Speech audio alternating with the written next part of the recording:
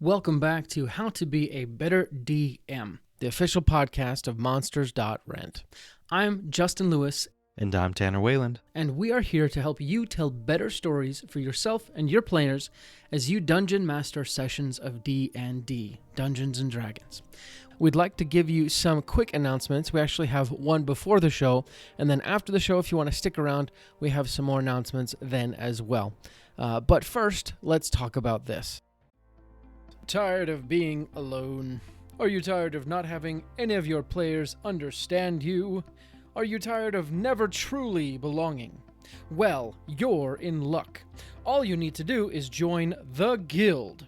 The Guild is a unique and exclusive experience that is only open to Dungeon Masters. It is a full community focused on helping ease your DMing burdens. Want to meet other DMs? Join the Guild. Want to discuss your homebrew ideas with people who would appreciate it instead of just telling your cat? Join the Guild. Want to find a place where all your wildest dreams will come true? Join the Guild. Go to monsters.rent/guild and sign up today for free. Wait, that can't be right. Chuck, can you check this again? Is this supposed to be... What? Oh, they're serious? It's free? Oh, okay. All right. Yes, go to monsters.rent/guild and sign up today for free, even though they are crazy for giving this away for free. Common side effects may include burping, sneezing, laughing, breathing, hearing, listening, tasting, farting, critting, sarcasm, and in extreme cases, explosive diarrhea. Awesome. With that out of the way, we can get into today's show. Welcome back to How to Be a Better DM. We'll explain a little bit more about the show, but Tanner, let's jump in with the warm-up that we do on every duo show. Yeah, absolutely. Okay, so as I've told you before, well, I don't know if I've told the listeners this, but I'm actually looking for a house right now, and it is what a fun experience, especially where we live in Utah. The market is red hot, and it got me thinking. For the warm-up, let's say that you are running a campaign for your players, and they have a home base. Now, if you could put one super cool feature or room or whatever in that home base, what would it be? So I gave a different answer. So for listeners, a little bit more on what happened last time. There were some technical difficulties. I made a big boo-boo, but we won't go into that. So I have a different answer than what you asked me last time. This time, I would put in a hobo. Excuse me? Yeah, let me explain. So, essentially, the home base would be like a keep or like a big mansion or like even a house, you know. Mm-hmm. In the basement or in one of the guest rooms, there is a hobo that lives there, right? And for the most part, he doesn't bother the adventuring company or whatnot. And if they ever try and get rid of him, they find out that he is incredibly hard to get rid of. Like ridiculously hard, like God level hard. And essentially, the group can either try and get rid of him a lot or eventually maybe try and convince him to train them a little bit because he is very martially skilled, but he is essentially just a hobo. Okay, I like it. So it's kind of like a hidden quest, essentially. Yeah, kind of. Yeah, just seeing And, how, yeah. Well, also, kind of a place that they could go to for wisdom or not, or comedic value. I think the hobo would just be there for whatever I need him to be there or her there, I guess. I just think it would be funny. I like it. For mine, my original answer in the other one, the failed recording, was I wanted like a secret cave or something that essentially like they could continue to try and beat, and they'd get further and further as they leveled up, away from the home base. And then when they came back, they'd give it another try. My answer's changed. I would actually have a specific, it's almost akin to your hobo, but probably more like I would have a close town or a group of servants, just basically people that are very near and close, and that you can kind of, as you do things for, that it enriches the surroundings, right? Just kind of like kind of raises everything up, right? Yeah, that's cool. Like you kind of your actions affect the city in a way. Yeah, exactly. It's a nice way to make the players not feel like they have to, in order to have excitement or purpose, they don't have to leave home, right? Which I feel like is more true to real life, and it can kind of bridge that gap between like, oh, you're adventurers who just go out into the world, and also you're adventurers who are people too, you know? Mm-hmm. As in, I you like got that. a home, you got neighbors, you got to help those neighbors too. I like that a lot. I like that a lot. Well, continuing on with the show, listener, this is How to Be a Better DM. This is a show where Tanner and I, we help you learn how to craft better stories as you DM sessions of Dungeons and Dragons 5e. I'm Justin Lewis. I've been doing this for 8 months now, and I've been DMing for a little bit longer than that. And my co-host is Tanner. Hey, everybody. So happy to be back. And Justin, great to see you. Good to see you too, even though I can't see you perfectly right now. But I can hear your voice and I can imagine what you look like, which is good enough for me. A couple things to mention before we get to, we're going to have some announcements at the end of the show, so kind of stick around for that. We have a special super secret announcement. This is kind of the first one that we've had of this kind, so you'll have to listen to it to know what it is. But we're also happy to have done our March one-shot a couple weeks ago, which was super fun. And we'll talk a little bit more about it at the end of today's show. But I will be leading next month's, or I guess this month's, one-shot. So if you want to sign up for that, listen at the end of the show for the link, and we'll give it to you there. Anything you want to mention, Tanner? No, I think we're great to launch in, especially because I love the topic. Yes, excellent. So today we are talking about, your Dungeon Master setup, and we've kind of separated it into online and in person. Naturally, online has a little bit more, just because in person, a lot of the things that you use are both online and in person. So we're going to start by talking about only the online aspects first, and then go to in-person. And I'll start. First, let's start with Dungeon Alchemist. And this is just one, I guess it's the name for what I use. It's basically a Kickstarter that I backed a year ago that's now available on Steam. I think they actually released it all out, but it's an AI-assisted way of creating battle maps really quickly. So you use kind of a rectangle module, and then you click a check mark, and then essentially it builds this 3D room in front of you that works perfect for battles. And you can actually upload that to Roll20 and things like that, and other systems. And it's really cool because it auto-populates everything, but you can still edit it and move things around. There are a few other kind of options like this, but I backed Dungeon Alchemist, and I've been really happy with it. So that's my first one. Okay, that's awesome. And so with that one, have you found that you've been able to run basically every type of adventure you've had, honestly? Yes. To be honest, I only use that online because I prefer the more physical battle maps when I'm in person. But you can, if you do use a screen, like I know some DMs have that table with the screen kind of set in it, and I know Caden's been looking at getting something like that for himself, but you can definitely use it for that.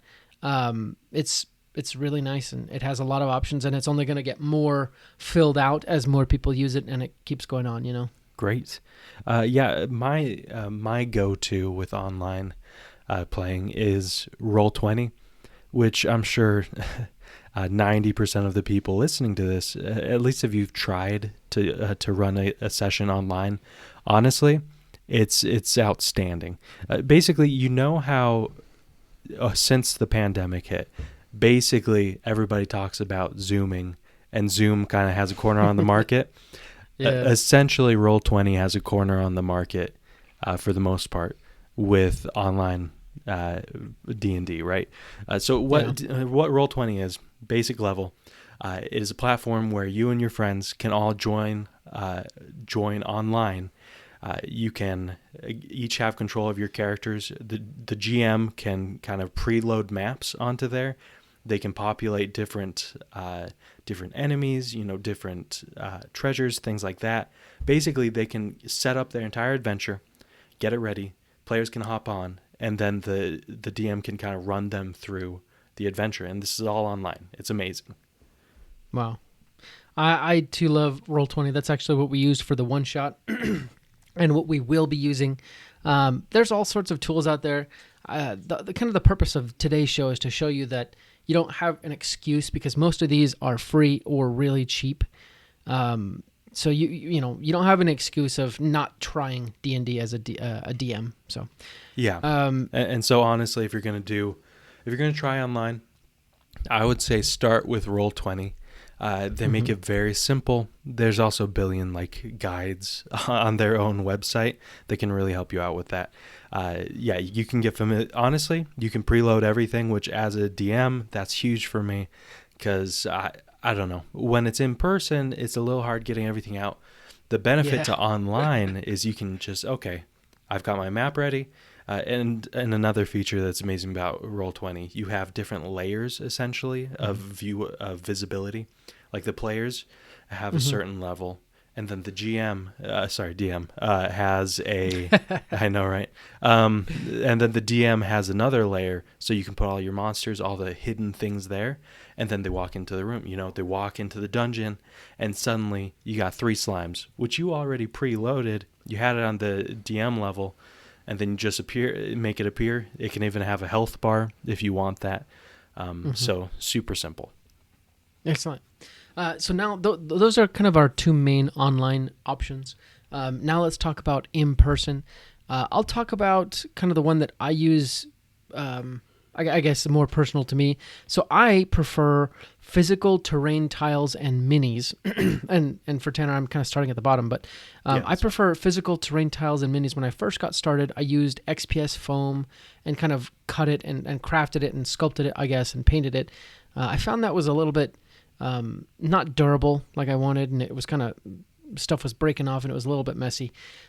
Luckily, I was able to get a 3D printer, and since then I've been 3D printing some terrain tiles and doing things like that. And I find that to be much better, in my opinion, because it's much more durable and you can really customize it if you have 3D modeling experience. It's definitely a little bit more kind of in the advanced realm of the hobby, because 3D printers, I think the cheapest is like $150, which is still pretty cheap considering, but I love 3D printing. If you're on the fence about it, you should definitely hop in, because it is incredibly fun. You won't realize how many things you can 3D print until you start, and you're like, wow, why have I not 3D printed everything before? Anyways, but I use that to 3D print terrain tiles, and for that you can find most of the STL of the terrain online. And then if you just get, there's a free 3D modeling software called Blender. I use that to kind of mesh these terrain aspects to just simple square tiles. And then for the minis, my brother lets me use his resin printer, and he has a lot of STL files on that, and we kind of we team up on that a little bit. But that is one of my biggest recommendations for physical maps and terrain. If you don't have a ton of money, that's a very good DIY option. Okay, so I have a question about that. Sure. Can it do more complicated things? Because I picture that it's easy to do like tiles, maybe walls. But what if you wanted to do like a tree or who knows what, like just something more complicated? Is that simple? You mean the modeling aspect? Yeah. Excuse me. So the modeling of trees is not super simple. The nice thing is there's so many things online that are free and other things that are cheap. And the nice thing is as well that you can, with this 3D modeling, you can actually repurpose a lot of different things. So I guess one example is, say you get an STL that has a bunch of really interesting textures on it. You can kind of chop that down until you get like a square of that simple texture, and then you copy and paste that into tiles onto your larger square, and then you have a 3x3 square of the terrain you were looking for. And that's one thing I really like. As far as trees go, I would say, just and again, my brother has like thousands, maybe thousands or so many STL files, and he's let me use like a lot, and it's been so nice because I've just been able to 3D print. And also another thing about trees that I'd add is, if you're into 3D printing them, you don't necessarily have to 3D print the whole tree. You can kind of 3D print the trunk up to a certain point as if it were a stump, and just kind of, like give perspective of like there's something there. Obviously it would be cooler if there's like a full tree. And another thing I've seen other people do is you actually just go out and like to hobby stores. They have miniature trees that you can buy that are relatively cheap. It's kind of in the same way that you get flocking and things like that. You can get stuff like that that's really cheap. And I've even seen people in doing underwater themed. They actually just go to the aquarium and get kind of stuff that you'd put in an aquarium, or not the aquarium. They go to the fish store and stuff like that. So the little treasure chest, yes, I no, get yeah, it. and even like the like the kelp, they get that. Caden actually, one time he was like, "Why don't you just use giant rocks?" And I was like, "Oh my gosh, I could do that. I could just go outside and get rocks and then put them on the thing, and they're boulders, So you just have to be creative and kind of think outside the box. I love it. Speaking about, actually, no, this isn't thinking outside the box. I take it back. Bad transition. But bad segue. But YouTube and Spotify. I'm just going to give you a shout out. I found it super useful, especially if you're playing with friends, which a lot of people are, right? Some people are more open to just playing with someone they met online, and that's great. But either for that or with friends, it's really useful to set a tone through music, right? And I find that Spotify, you can find many different playlists online on Spotify or on YouTube that are just literally atmospheric for D&D. And I'm just amazed every time I go on, because I'm like, oh my goodness, this is exactly the feeling I wanted to put a creepy feeling out, or I wanted to have an upbeat village kind of situation, and every time I'm just blown away at the options I find. And it's perfect when they're coming in, after you have your banter like among friends and everything.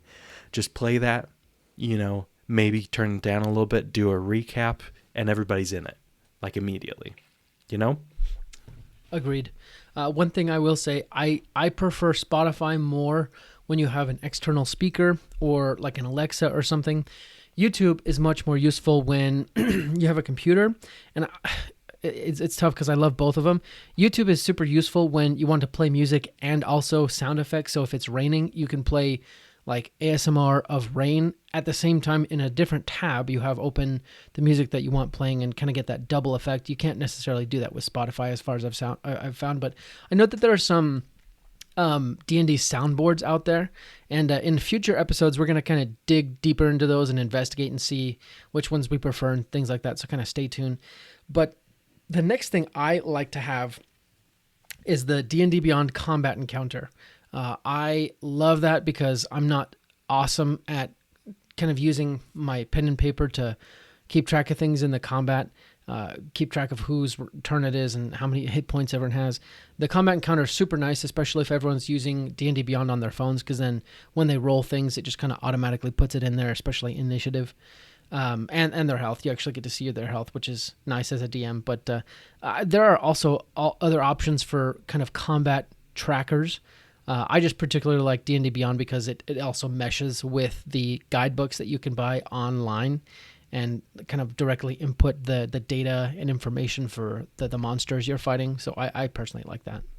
No, yeah, I really like that because it sounds like a much better alternative to what I usually do, which is having all the tabs in the world open and then just having a piece of paper that has the like turn order or whatever, both of which are ineffective, and I advise against them. So yeah, the next one that I want to just touch on briefly, and it's super simple. Like, this is basic, like as basic as you can get. Dice. Now I know that everybody, well, honestly, not everybody, but a lot of people do have their own dice. As a DM, something that you really need to consider is that, especially if you're playing with newer players or players who aren't even sure that they want to play, but you want them to play, there's a good chance they're not going to splurge on dice, and that they might just show up to the session after work or after whatever, and maybe they didn't bring their own dice. If you have a few extra sets of dice, that can make the world, or mean the world for them, especially because a lot of people really enjoy the physical dice rolling over having an online or an app roller, For sure. I would just add, if you are going to use dice, make sure you know how to use the dice, and you know how to teach people to use the dice. With one of the downsides of using the app or D&D Beyond app is that you kind of get lazy in how to calculate things, and when you actually have to do it, you forget and things like that. But totally agree. The next one that I like is the Dungeon Master screen, and I never really realized how useful it was until my brother gave me his old one, and I started using it. And I play D&D with my wife, and she's wonderful, and I love her, but she also is somewhat curious and tends to look at what I'm doing and always wants to sit next to me, which I love. But having a DM screen there is very nice to be able to hide the hit points, the monsters they're facing, just really all the things that, as a DM, you don't want your players to know because they're terrible at not metagaming. I also like how the DM screen has some quick references there that are just really useful to be able to look up and see things, and kind of, especially the one that saves my butt all the time is the difficulty DC setter, I guess. So it's just like when something's very hard, it's 25, and it helps you set the DC for any random check. For me, in the moment, it's like, oh, I don't know how hard that it's pretty hard, I guess. I don't know. I can just look up at that and kind of fix a number in my head and roll with it. So that's essential in my opinion. Yeah, roll with it, being literal, of course. Lol. No, but yeah, I think that the DM screen is very important because as a DM, you are not trustworthy. You are a secretive person, and it's important everybody knows that. But honestly, love it. I've been meaning to get one, and Justin, you've sold me on it. Yeah, it's worth it.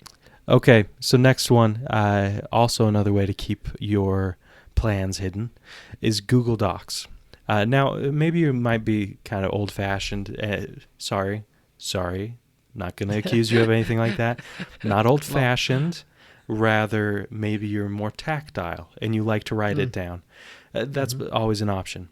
For me, I personally enjoy using Google Docs to write out my plans for the adventure, right? And especially if you're trying to create a scene, having a specific, even if it's just a sentence or two, describing how the caves like appear and what, like, how water is dripping from the stalactites and how, oh my goodness, it's mixing on the floor with blood. You know, sometimes you can't just come up with, and like my description just barely, that was not very evocative. However, I thought it was great. Oh, thank you. But honestly, I think everyone would do better if they could just like lay out bullet points. Okay, this is my plan, and here are a few different options depending on the player's choices, right? And even further, when they go into specific rooms, here's a couple of sentences about the description that can really get them in place, right? And then if you have different creatures, let's say that you've ignored our advice about the D&D Beyond combat encounter tracker, right? And you like the idea of pulling up a bunch of tabs like I've done. You could always link to those different creatures, right? Or link, like in the Google Docs, have links to the treasure that they're going to find. Whatever it is, the Google Docs kind of just a nice place to keep it, and you can also reference it and work on it from your phone if you're not at home, right? I like that aspect a lot. I think the biggest reason we put this list together, and like there are things that aren't on this list, is because most of the things on this list are cheap or free. And that's one reason why Google Docs is such a good resource, because most people have phones nowadays. So, there's no reason not to use it. One other one that you might consider, it kind of goes in line with what I was saying earlier about, physical maps, and this is one actually Tanner brought up earlier. But having, maybe you don't have like a full map, but you can just get out gridded white paper, gridded whiteboards, or even I know some people kind of have like roll mats. They roll out and there's a grid, and you use your whiteboard markers on it. That's a great way to do it because it's quick, easy, efficient. And it's customizable because you can whiteboard draw what you need and then erase it, and you're good to go for the next time. So that's another great option. Yeah, and if you're worried about your artistic skills, honestly, don't. It's if you can just do some kind of wonky circle with an opening, congratulations, you got a room. right? For sure. So yeah, I love that. Well, honestly, I think that was most of what I wanted to cover. Excellent. Yeah, same here. Thank you guys. Thank you, listener, for listening to today's show. We really appreciate the support. And if you guys get a second, make sure you rate and review us wherever podcasts are being listened to, so that way other people can enjoy the goodness that is How to Be a Better DM. As I said, make sure you stay tuned after this to hear some announcements and even a message from one of our sponsors, wink, wink, nod, nod. But thanks, Tanner, for hopping on the show, and thanks, listener, for being here. Anything else you want to say, Tanner, before we sign off? No, other than everybody who's listening to this, we're very grateful that, you're even paying us any attention at all. We love to help you, but we, even more importantly, love to just be involved in your lives.